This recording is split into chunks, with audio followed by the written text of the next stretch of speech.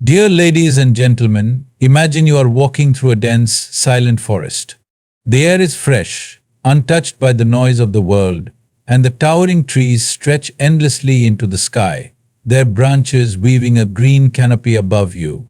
The ground beneath your feet is soft, cushioned by years of fallen leaves, and with every step, you feel an almost meditative calm. You take in the scent of damp earth, the distant sound of birds calling to one another, and for a moment, everything feels perfect. But then suddenly, without warning, a sharp pain shoots through your foot.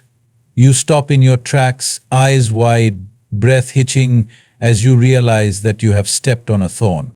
It is small, almost insignificant in size, but the sting is undeniable. You bend down inspecting your foot, watching as a tiny drop of blood emerges. And in that moment you are faced with a choice. What do you do next? Do you sit there, staring at the thorn, cursing the tree that dropped it? Do you analyze its shape, its sharpness, the precise angle at which it pierced your skin? Do you scream at the forest, asking why it allowed such a thing to happen to you? Or do you simply pull it out, let the pain fade, and continue walking? This, in its essence, is what happens when someone hurts us. Instead of removing the thorn from our hearts and moving forward, we often choose to sit in the pain, analyzing it, replaying it, feeding it with our thoughts until it becomes larger than the moment it originated from. The thorn itself was momentary, it pricked you, it caused pain, and that was it. But the suffering, that is something you create. That is something you carry. Think about a time when someone's words or actions hurt you deeply. Maybe it was a betrayal, a harsh criticism, or an act of cruelty that you never saw coming. In that instant, it felt like the ground beneath you had shifted, like a part of you had been struck with such force that you weren't sure you would ever recover.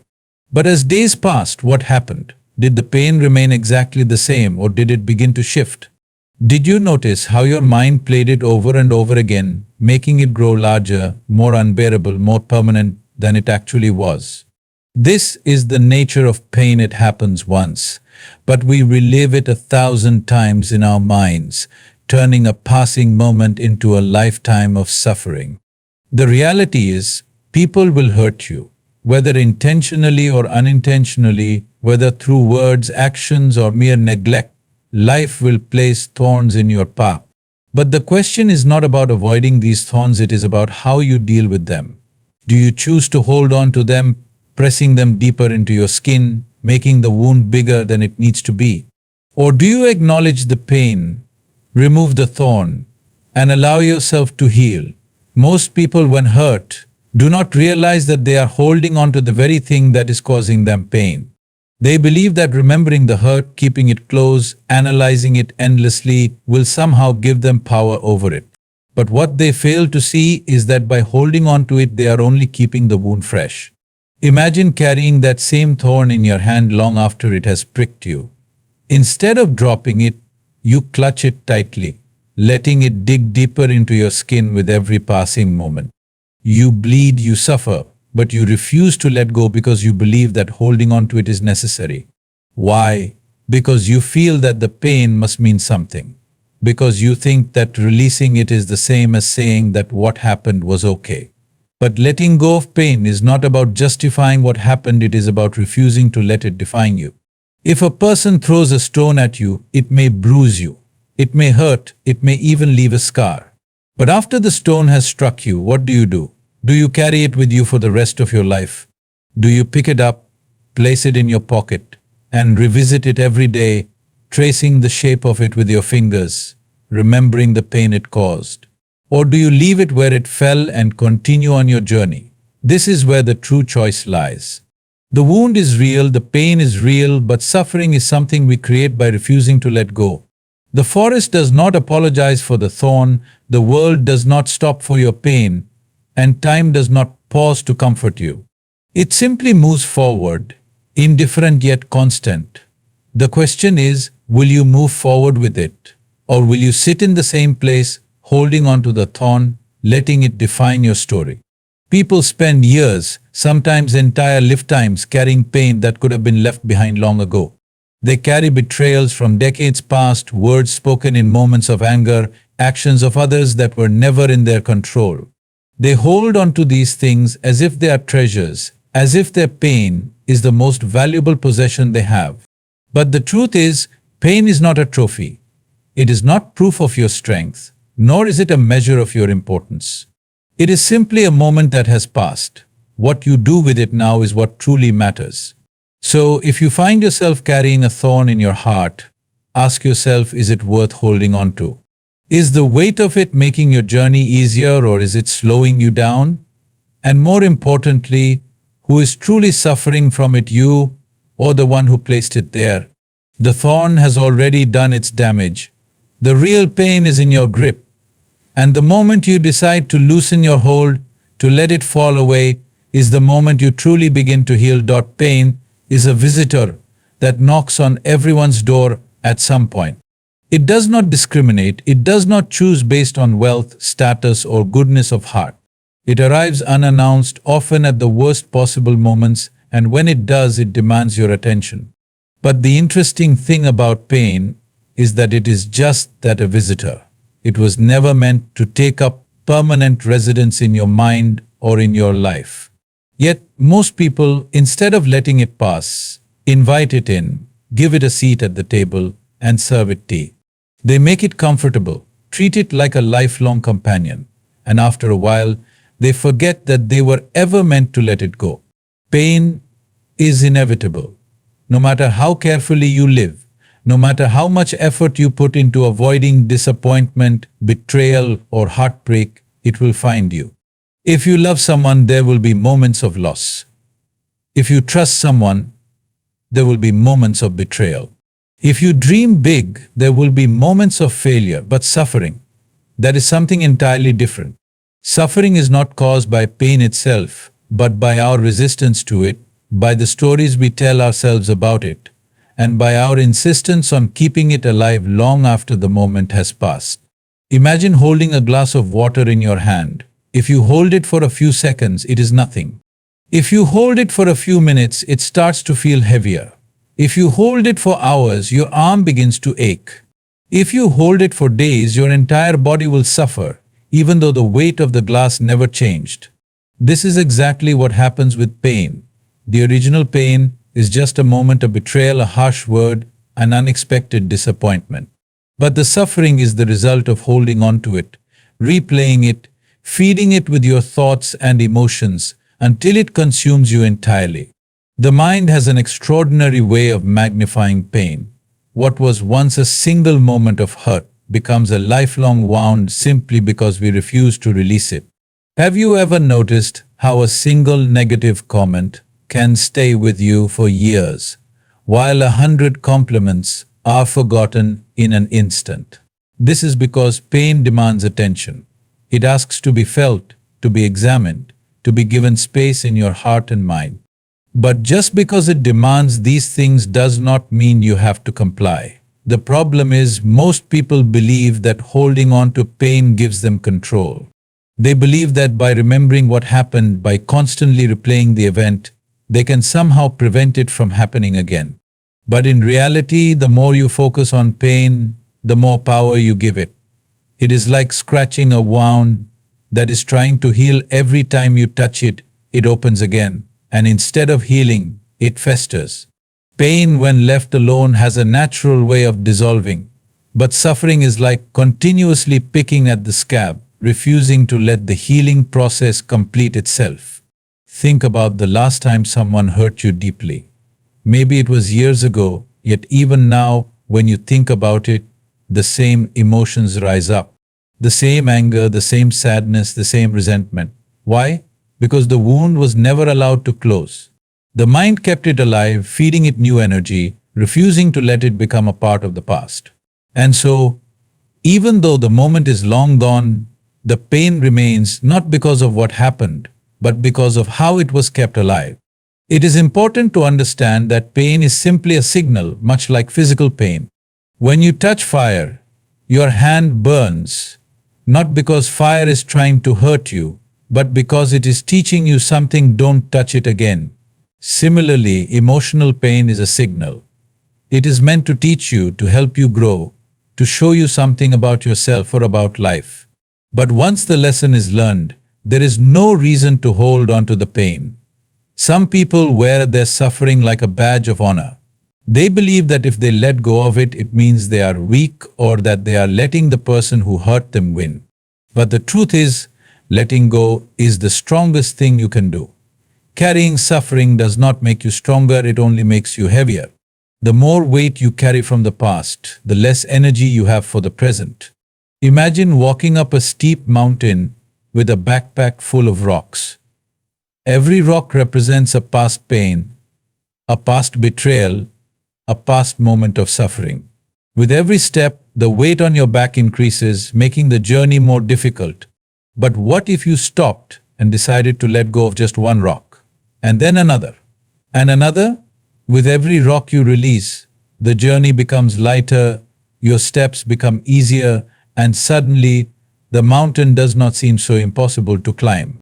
People often say time heals all wounds, but that is not entirely true. Time does not heal. Time simply moves forward. It is what you do during that time that determines whether you heal or continue suffering.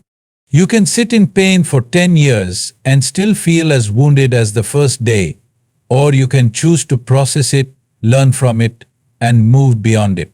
Healing is not about waiting for time to fix things, it is about making a conscious decision to stop suffering. The truth is, pain will visit, but suffering is something you cultivate. It is something you nurture, water, and feed with your thoughts until it grows into something much larger than it was ever meant to be. The question is, do you want to keep feeding it? Do you want to keep carrying it? Or are you willing to finally put it down and walk forward without its weight? The moment you realize that suffering is a choice, everything changes. The moment you stop seeing pain as a prison and start seeing it as a passing moment, you set yourself free. Because pain may be inevitable, but suffering, that is entirely up to you. When someone hurts you, the pain is undeniable.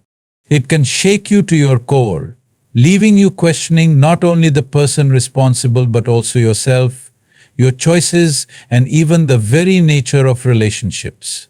But have you ever stopped to ask, where does the pain really come from? Is it truly in the words they said, in the betrayal they committed, or in the action that wounded you? Or is it in how you received it, in the meaning you attached to it, in the way you processed it within yourself? Consider this: if a stranger walks past you and mutters an insult under their breath, you might brush it off, perhaps even laugh at the absurdity of it. But if the same words came from someone you deeply love, the pain would cut like a knife. Why? The words are the same, the sound of them no different, yet one wounds and the other does not. This tells us something profound: the pain does not exist in the words themselves, but in the significance we give them. It is not merely what is said or done that hurts us, but how we internalize it.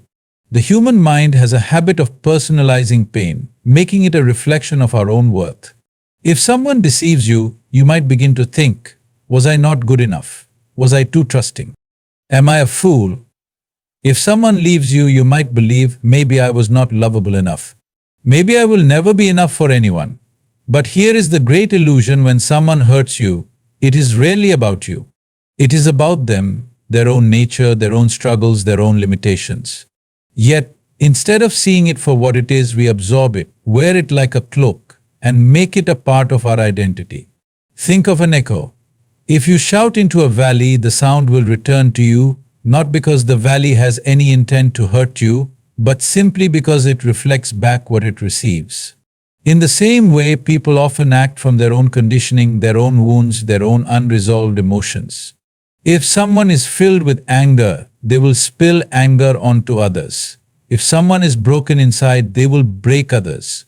But the mistake we make is taking their actions as a personal attack, believing that their behavior is a measurement of our own worth, when in reality, they are simply showing us what exists within them.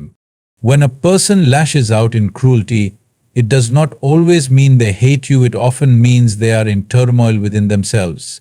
When someone betrays your trust, It is not necessarily a reflection of your value, but rather a revelation of their own weakness, their own lack of integrity. But instead of recognizing this, we internalize the pain, making it a wound that stays open long after the event has passed. There is an ancient parable of a traveler who comes across a barking dog. The dog is ferocious, its teeth bared, its eyes wild with rage. The traveler, afraid, grips a stone, ready to defend himself. But then, upon looking closer, he sees that the dog's leg is caught in a trap, its pain so great that it does not know how to express anything but aggression. The traveler suddenly realizes the dog is not evil, it is simply in suffering. In that moment, he is no longer afraid, for he understands that the behavior is not about him, but about the dog's own pain. People, too, are often like that wounded animal. They hurt others not because they are strong, but because they are suffering in ways we cannot always see. But when we take their actions personally, we make their pain our own, carrying burdens that were never meant for us. None of this means that hurtful actions should be excused or accepted. It does not mean that we should allow others to walk over us or justify their behavior. But it does mean that we should see pain with clarity. Pain is often a mirror, not a measurement of our worth. When we realize this, we stop reacting with the same intensity. We begin to understand that just because someone throws an arrow, it does not mean we have to let it pierce us. Imagine a storm passing through a forest. The trees bend, the wind howls, the rain lashes down, but after some time, the storm passes and the trees still stand. The storm was never against the trees personally, it simply moved as storms do. Similarly, when someone's actions hurt us, it is easy to believe that life itself has turned against us, that we are victims of some personal injustice. But when we look deeper, we see that people act according to who they are, not according to who we are. The storm was not meant for the tree, it was simply a storm. Pain, then, is often an illusion created by our own minds. The event happens once, but our thoughts about it keep it alive.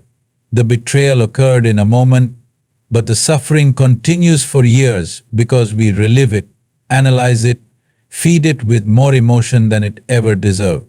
We go back to it over and over again, like returning to a wound and pressing on it just to see if it still hurts. And of course it does, because we are the ones keeping it from healing.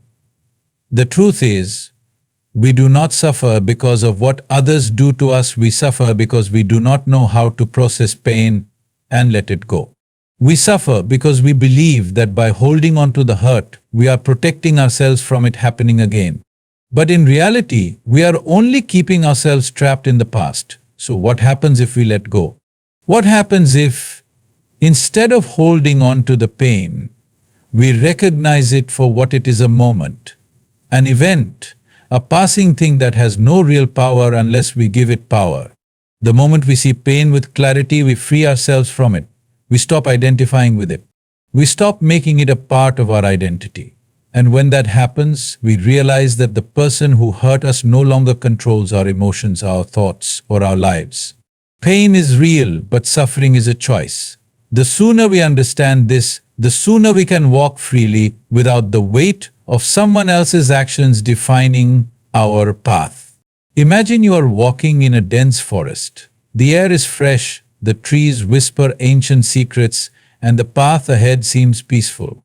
Suddenly, out of nowhere, a thorn pierces your foot. You stop, wince in pain, and immediately check your wound. Now, here's the real question: do you sit there crying over the thorn, analyzing its sharpness, blaming the tree, or do you pull it out and move forward? This is exactly what happens when someone hurts us. Instead of removing the thorn and continuing the journey of life, most of us sit with the pain, replaying the moment, deepening the wound until it becomes a part of our identity. Today we must ask ourselves, do we want to live wounded or do we want to heal? Pain is like fire. It burns, it consumes, and if left unchecked, it can reduce everything in its path to ashes. But fire, when understood, can also be controlled. It can be harnessed to bring warmth, to illuminate darkness, to forge something stronger than before. The difference lies in how you choose to interact with it. Do you let it rage and destroy, or do you learn to use it in a way that transforms you? When someone hurts you, it is natural to feel anger, resentment, even a deep desire for justice or revenge. The mind clings to the injustice, playing it over and over like a scene in a never-ending film, each replay adding more fuel to the fire. But the question is, who is really suffering? The one who hurt you may have moved on, unaware or unaffected by the storm raging inside you. But you are the one carrying the weight. You are the one reliving the moment, feeling the pain fresh each time it crosses your mind. Think of it like carrying a hot coal in your hand, intending to throw it at the person who wronged you. With every passing moment, the coal burns into your skin, yet you refuse to let it go, believing that somehow holding on to it gives you power. But in truth, the only one being burned is you. This is the nature of holding on to pain. The more you grip it, the more it consumes you, and the longer it takes for you to heal. But letting go, that is where true power lies. Many people misunderstand what it means to let go of pain. They think it means forgetting what happened, excusing the actions of others, or pretending that the wound never existed. But letting go is none of these things. Letting go simply means refusing to let the past dictate your present. It means refusing to carry someone else's actions as a burden on your soul. It means standing up and saying, I choose to live free from this weight. There is a story of a monk who was traveling with his disciple. As they reached a river bank, they saw a woman struggling to cross. Without hesitation, the monk lifted her onto his back, carried her across the river, and set her down safely on the other side. They continued their journey, walking in silence for miles. Eventually, the disciple, unable to contain his thoughts, spoke up, Master, how could you carry that woman? Our vows forbid us from touching women. The monk smiled and replied, I put her down hours ago. Why are you still carrying her? This is exactly what happens when we hold on to pain. The event itself is over. The moment has passed. But we carry it in our minds, dragging it with us wherever we go, allowing it to take up space in our thoughts, our emotions, and even our identity. But here is the truth: pain does not belong to you unless you claim it. The person who hurt you gave you an experience, but it is you who decided to carry it beyond that moment. Why should you let someone who hurt you once continue to have power over your emotions, your peace, your future? Why should they be given space in your mind when they have already taken enough from you? Letting go does not mean ignoring what happened. It means acknowledging it, understanding it, and then choosing not to be defined by it. It means seeing pain for what it is: a momentary experience, not a life sentence. When we refuse to let go, we remain trapped. We build walls around our hearts, convinced that they will protect us from future harm. But in reality, these walls do not just keep pain out, they keep life out. They keep joy, love, and growth at a distance, all because we are too afraid to risk being hurt again.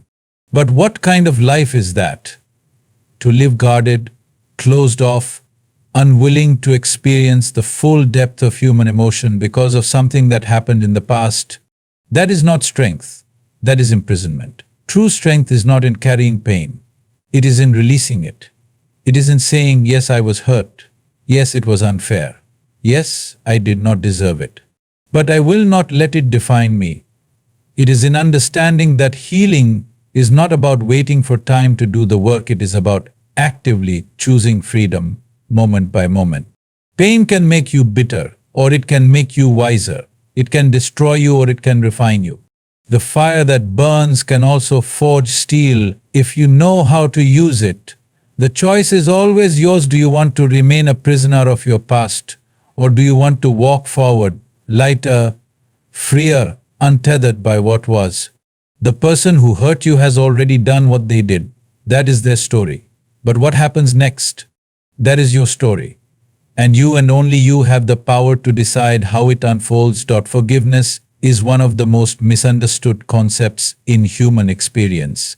People often think that forgiving someone means excusing their actions, pretending the pain never happened, or allowing them back into their lives to hurt them again. This is why so many resist it. They hold on to resentment like armor, believing that it protects them from further harm. But in reality, the one who suffers the most from holding on to resentment is not the one who inflicted the pain, it is the one carrying it. Imagine walking through life with a heavy chain wrapped around your body. Each link represents a past hurt, an unresolved wound, an injustice that you refuse to release. At first, you might think that keeping these memories close gives you power. If I hold on to this pain, I will never forget. If I hold on to it, I will never be hurt like this again. But the truth is, the only thing that chain is doing is weighing you down. Every step forward is harder, every breath feels restricted, and the longer you carry it, the more exhausted you become. Forgiveness is not about the other person. It is not about whether they deserve it, whether they apologized, or whether they even understand the damage they have caused. Forgiveness is about you. It is about setting yourself free from the emotional prison that resentment creates. Because as long as you hold on to the anger, the bitterness, the hurt, you are still bound to the person who wronged you. They may have hurt you once, but by refusing to forgive, you allow them to hurt you over and over again, long after the event has passed. Many people say, I will forgive when they apologize. I will forgive when they realize what they have done. But what if that apology never comes? What if they never acknowledge their wrongdoing? Does that mean you must remain trapped in suffering forever? Forgiveness is not about waiting for someone else to change it. It is about deciding that you will no longer let what they did dictate your emotional well-being. Consider this: if you accidentally drink poison, would you wait for the person who handed it to you to bring you an antidote? Or would you seek the antidote yourself, knowing that your life depends on it? Resentment is that poison. It does not hurt the person you resent, it only harms you. And forgiveness is the antidote. It is not a favor to the one who hurt you. It is a gift to yourself. Some believe that forgiving means forgetting. But forgetting is not necessary for healing. The wound may leave a scar, and that scar may always remind you of what happened. But a scar is not a wound, it is proof that healing has taken place. It is a reminder not of pain, but of survival. Forgiveness does not erase the past. It simply means that the past no longer has control over you.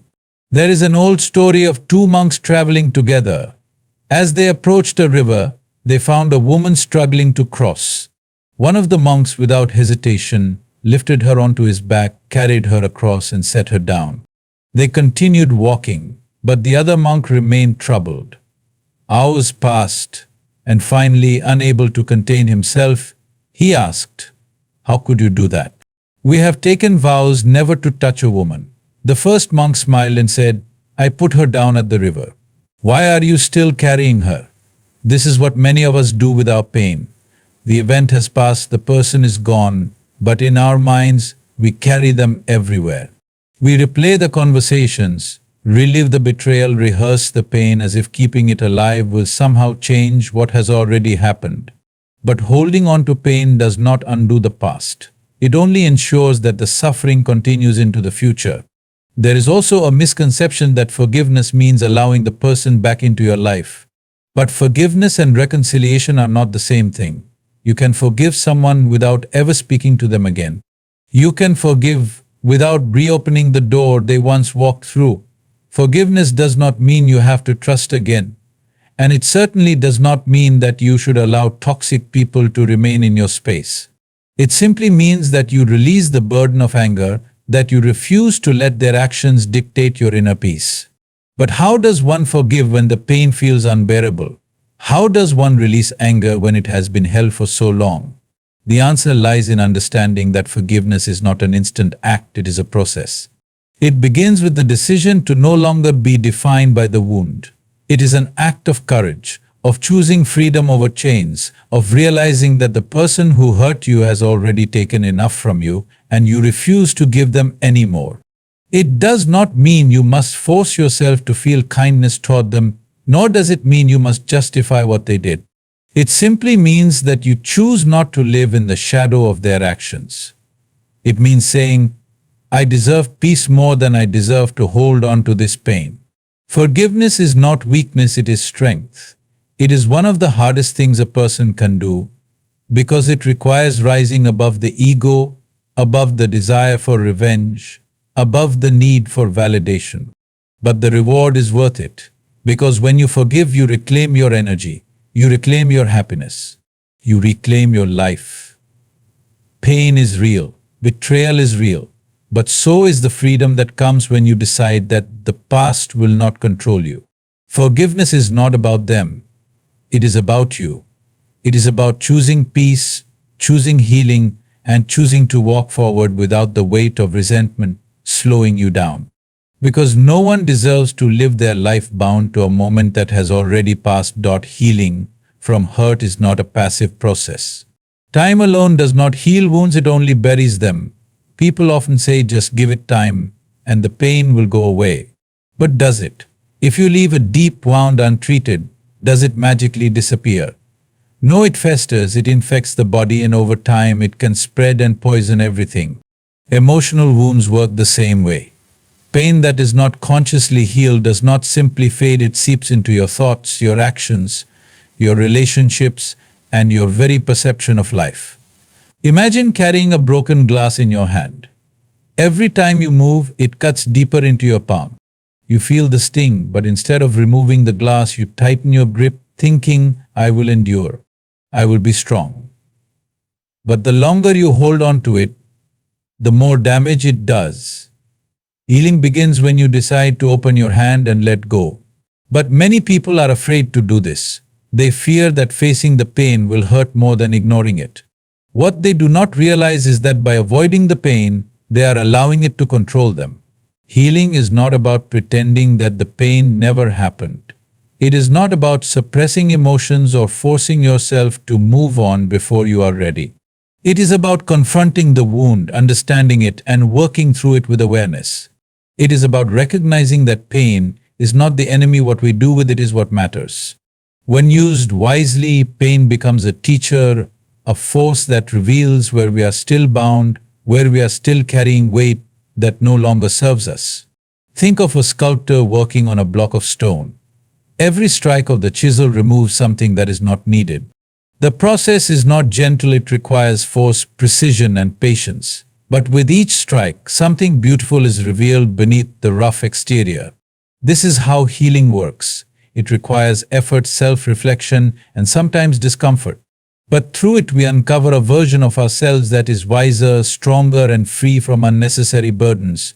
One of the first steps in healing is acceptance. Not acceptance of what was done to you, but acceptance that it did happen. Many people live in denial, replaying the past with thoughts like this should not have happened. This was not fair. And they are right, it should not have happened. But it did. And no amount of resisting reality will change that. True healing begins when we stop fighting the past and instead focus on what we can do in the present.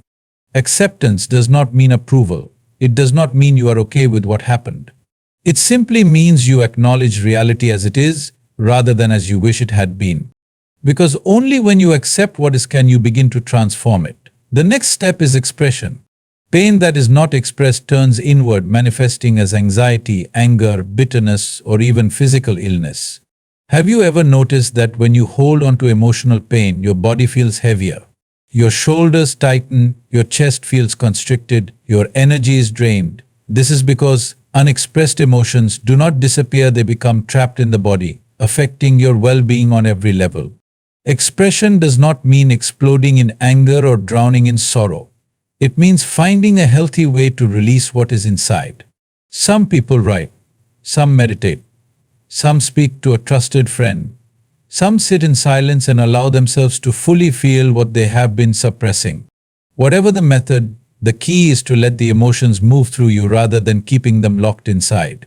But healing does not stop at expression, it requires transformation. This is where pain becomes wisdom. Instead of asking, why did this happen to me? Ask, what can I learn from this? Instead of seeing yourself as a victim of life, see yourself as a student of it. Every experience, no matter how painful, has the potential to teach something valuable. Perhaps it has shown you where you need to set better boundaries. Perhaps it has revealed strength in you that you never knew you had. Perhaps it has opened your eyes to the true nature of people around you. Many people cling to pain because they believe that letting go means losing a part of themselves. But pain is not your identity. You are not your past wounds. You are not the person who was hurt, you are the person who is healing. And healing does not mean you will never feel pain again. It means that when pain comes, you will no longer let it control you. Healing is not a destination, it is a journey. Some days you will feel strong. Other days the pain may return, and that is okay. The key is to keep moving forward, to keep choosing healing over resentment, freedom over bitterness, growth over stagnation. It is about recognizing that you have the power to shape your future no matter what has happened in your past. The pain someone caused you does not have to define the rest of your life. You are more than what happened to you. You are more than the hurt you have endured. You are capable of rising beyond it, of transforming it into something greater, of using it to build a life that is not rooted in suffering, but in strength, wisdom, and peace. Because in the end, healing is not just about overcoming pain, it is about reclaiming yourself. Pain is not just something that happens to us, it is something we carry, and the weight of it is determined not by the experience itself, but by how tightly we hold on to it. Some people go through immense suffering and emerge lighter, wiser, stronger.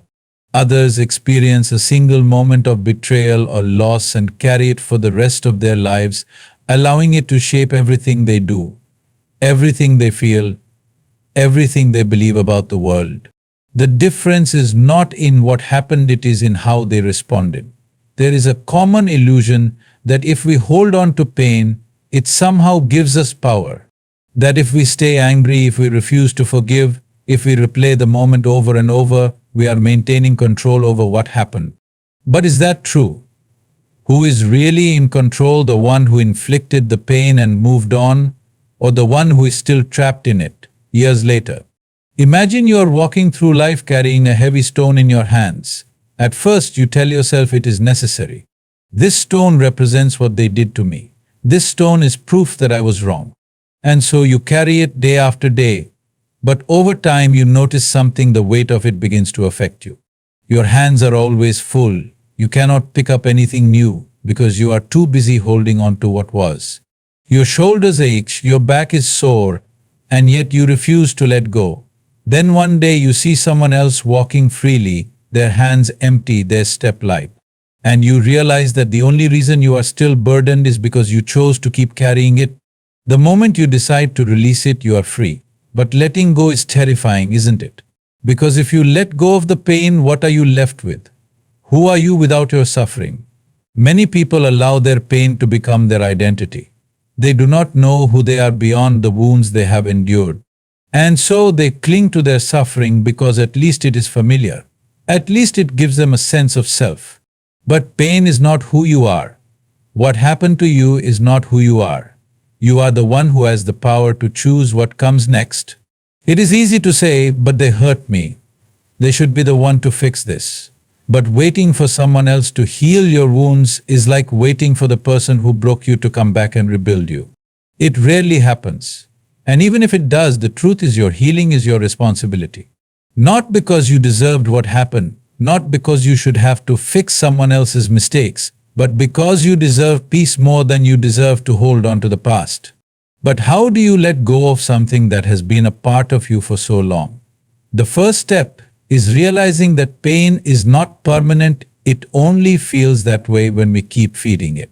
When you stop giving energy to the memory, when you stop replaying the same conversations in your mind, when you stop defining yourself by what happened, the pain naturally starts to dissolve. Some say, I cannot forget what they did, but forgetting is not necessary. You do not have to erase the past to be free from it. You simply have to stop carrying it forward. Imagine a road stretching out before you. Behind you is everything that hurt you. Ahead of you is everything that is still possible. The only thing keeping you stuck is the choice to keep looking back. The moment you turn forward, the past loses its grip. Pain will always be a part of life. No one escapes it. But suffering, that is a choice. Suffering happens when we refuse to let go. When we hold on to pain long after the moment has passed. When we allow it to shape our future, our relationships, our beliefs about the world. Some people live in suffering their entire lives not because they had more pain than others, but because they chose to hold on to it. Others experience great pain but refuse to be defined by it. They refuse to let what happened dictate who they become. They take their pain and transform it into wisdom, into strength, into growth. And in doing so, they free themselves. Because at the end of the day, letting go is not about them. It is about you. It is about choosing peace over bitterness, freedom over resentment, lightness over the heaviness of carrying something that no longer serves you. The past will never change, but your relationship to it can. And the moment you decide to stop holding on to it, you are no longer a prisoner of your pain. You are the architect of your own healing. Pain does not merely exist in the past, it lingers in the mind, influencing thoughts, behaviors, and even the way we see ourselves. When someone hurts us deeply, it is not just the action that wounds us, but the meaning we attach to it. The betrayal, the rejection, the cruelty, these moments do not simply pass, they leave echoes in our minds, shaping our sense of worth, our ability to trust, our capacity to open our hearts again. But the question is, how long do you allow that echo to dictate your life? Many people unknowingly allow their pain to become the architect of their future. They build walls to protect themselves from ever being hurt again. They assume that if one person has betrayed them, the world must be untrustworthy. If one love has failed, love itself must be dangerous. If one moment shattered them, they must always remain broken. But is this the truth? Or is it simply a defense mechanism created by a mind trying to protect itself from more pain? The reality is, pain can be used in two ways, as a prison or as a teacher. If you choose the prison, you will find that the bars are built not from what happened to you, but from the way you continue to carry it. You will live cautiously, fearing connection, avoiding vulnerability, mistaking isolation for safety. If you choose pain as a teacher, everything changes. Suddenly the hurt is no longer a weight that drags you down, it is a lesson that sharpens your understanding of yourself and the world. Think of fire. It can burn, destroy, consume everything in its path. But fire also purifies. It melts down gold to remove its impurities, it fuels light, it warms, it strengthens. Pain is the same. It can either consume you or refine you, it depends on whether you resist it or learn from it. But learning from pain requires something most people resist, looking directly at it. Instead of numbing it, suppressing it, or distracting yourself from it, you must be willing to sit with it, observe it, understand it. Where does it reside in your body? How does it change your thoughts? What patterns has it created in your life? Pain often repeats itself in cycles until we finally stop and learn the lesson it is trying to teach us. The truth is, every wound carries wisdom if you are willing to uncover it. The pain of betrayal teaches the importance of discernment. The pain of rejection reveals the need for self-acceptance. The pain of loss reminds us to cherish what we have. Every hurt carries within it a hidden gift. But you cannot access it if you are too busy holding on to resentment, bitterness, or self-pity. The process of transforming pain into wisdom is not comfortable. It requires facing the parts of yourself that are still raw, still unhealed. It requires seeing your own role in your suffering not in the sense of blaming yourself, but in the sense of understanding how your choices, perceptions, and reactions continue to either prolong or release the pain. There is an old saying, pain is inevitable, but suffering is optional. Suffering is what happens when we resist pain instead of learning from it. It is when we replay the past endlessly, when we let our wounds define us, when we refuse to let go because we mistake holding on for strength. But true strength is not in clinging, it is in transforming. Look at the strongest people in the world, not those who pretend to be unaffected by life, but those who have faced suffering and emerged with kindness, wisdom, and resilience. They are not the ones who avoided pain, they are the ones who walked through it, learned from it, and came out the other side lighter, freer, unshackled from the weight of their past. You cannot erase pain. You cannot go back and change what happened. But you can choose what it means to you. You can choose whether it hardens you or deepens you, whether it leaves you bitter or wiser, whether it keeps you imprisoned in the past or propels you toward a future of greater understanding, compassion, and strength. Pain will visit everyone, it is unavoidable. But what you do with it, how you carry it, how you allow it to shape you, that is your choice. Pain has a strange way of making us believe that we are alone in it. When someone hurts us, whether through betrayal, abandonment, or cruelty, the mind begins to weave a story. I am the only one who feels this way. No one understands. No one else has suffered as I have. And in this isolation, pain tightens its grip, feeding on our belief that we are somehow set apart from the rest of humanity, that our suffering is unique. But is this true? Step into any room filled with people, and you will find that every person there carries wounds. Some have been betrayed by those they trusted the most. Some have lost people they loved more than life itself. Some have been hurt so deeply that they have spent years trying to recover, and some still wake up every morning with the echoes of old wounds reverberating in their hearts. You are not alone in your pain. In fact, pain is one of the few things that unites all human beings. It does not care about status, wealth, intelligence, or background. It touches everyone in different forms, but with the same depth.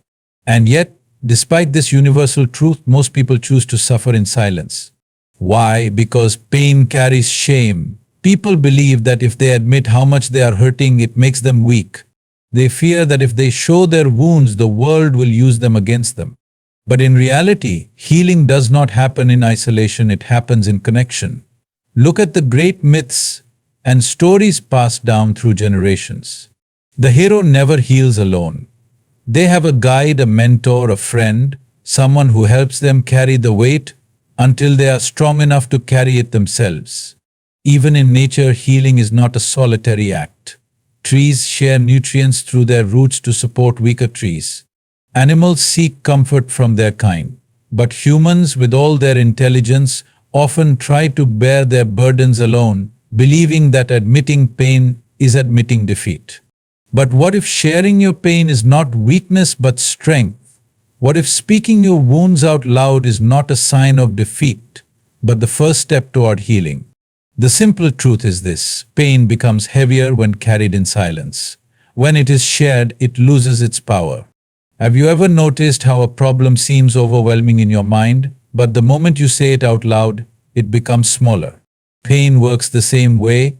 It thrives in darkness, in secrecy, in the corners of your heart that you refuse to let anyone see.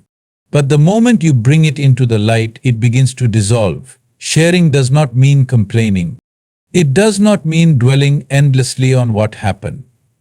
It means allowing yourself to be seen, to be heard, to acknowledge that you are human and that you, too, are healing. And sometimes, in sharing your pain, you do more than lighten your own burden. You help someone else realize they are not alone in theirs. It is no coincidence that the deepest relationships are often forged through shared hardship. When someone has seen your pain and stood beside you, when you have seen another's suffering and chosen to walk with them, there is a bond that goes beyond words. This is why some of the most compassionate people are the ones who have suffered the most. Because when you have truly known pain, you recognize it in others, and instead of turning away, you reach out. This is the power of shared healing. When pain is locked inside, it festers. When it is shared with those who can hold it with care, it transforms. It does not mean that everyone will understand, some will not. But that does not matter. What matters is that you allow yourself the space to be honest, to let go of the belief that you must heal alone, and to understand that in opening yourself to others, you also open the door to your own freedom. Pain isolates, but healing connects. And when you allow yourself to be connected to life, to others, to something greater than yourself, you will find that even the deepest wounds do not have to be carried alone. Healing is not about erasing the past, nor is it about pretending the pain never existed. It is about choosing again and again to step out of the shadows of suffering and into the light of your own strength. It is about recognizing that what happened to you does not have to define what happens next. You are not your wounds, you are not your betrayals, you are not the hurt that someone else inflicted upon you. You are something far greater, something that pain can touch but never destroy. At some point you must ask yourself, how much longer will I allow this pain to shape my life? How much longer will I hold on to something that no longer serves me? The past is unchangeable, but your future remains unwritten. And the beauty of being human is that you always have the power to decide what comes next. So let today be the day you begin to release what has weighed you down. Not because they deserve forgiveness, not because what happened was okay, but because you deserve peace. Because you deserve to walk freely, unburdened, untouched by the chains of a past that cannot be undone. Let go, not for them but for you. Choose healing, not because it is easy, but because you deserve a life that is not built upon pain. The moment you decide that your past no longer has control over your future, you reclaim your power. And in that choice, you are not just healing, you are transforming. You are stepping into the life that was always meant for you, beyond the wounds, beyond the hurt, beyond everything that has tried to hold you back. Because you were never meant to live as a prisoner of your pain. You were always meant to be free.